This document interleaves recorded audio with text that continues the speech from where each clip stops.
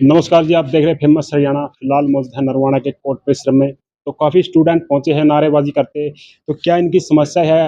SDM के पास पहुंचे हैं, तो आइए इनसे बातचीत करते हैं। हाँ जी, नमस्कार। नमस्कार जी।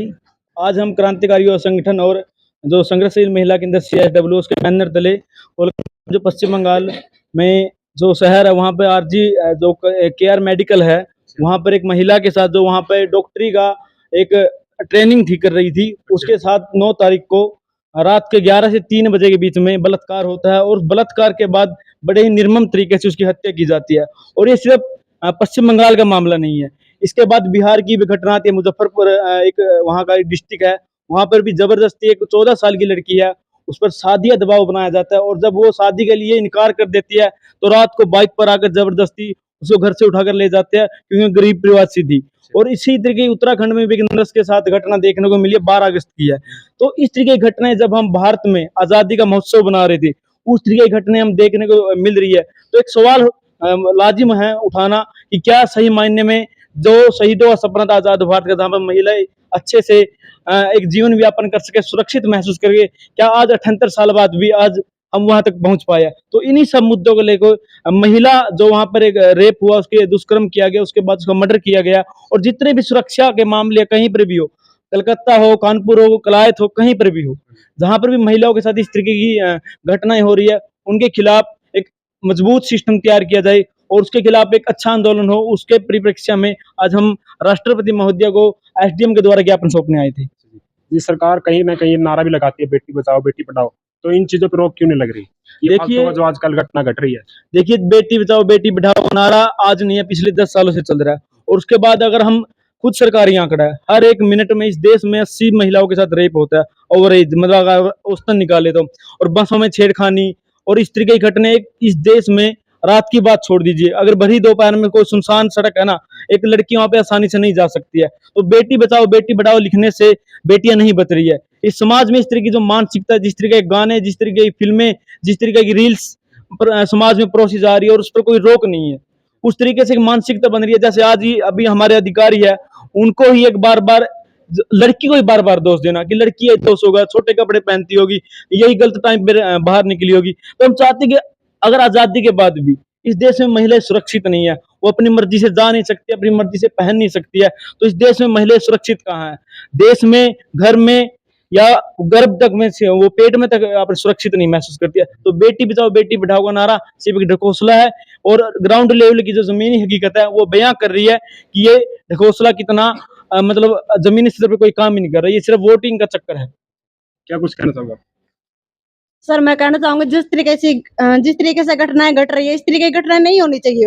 और इतनी बेरहमी से एक लड़की को इतनी दर्दनाक मौत दी जाती है, उसके बाद भी सरकार उन दोषियों का ही साथ देती है।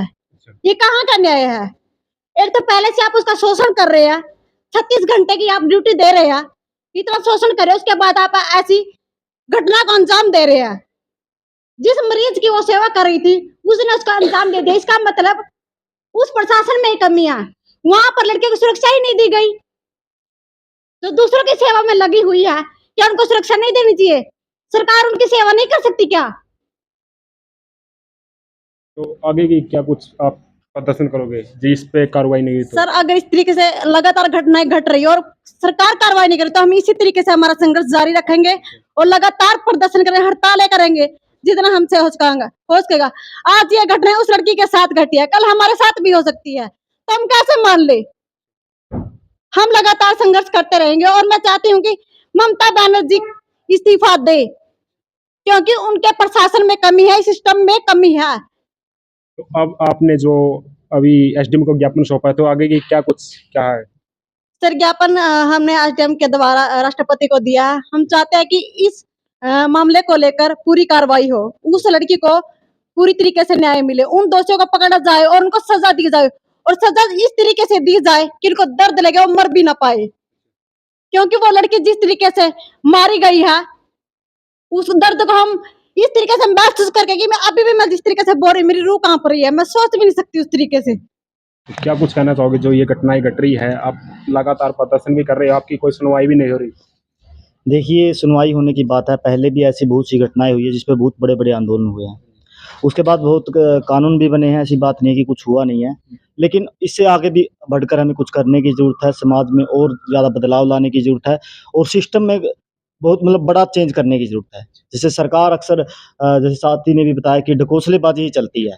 बेटी बचाओ, बेटी पढ़ाओ का अभियान चलता है, लेकिन बेटियाँ हॉस्पिटल तक सुरक्षित नहीं है। जो वहाँ पर वो जो ट्रेनिंग ले रही थी, मरीज़ों को सँभाल रही थी, वो वहाँ पे भी सुरक्षित नहीं है। आम जगहों पर या गलियों में कहाँ पे सुरक्षित होंगी।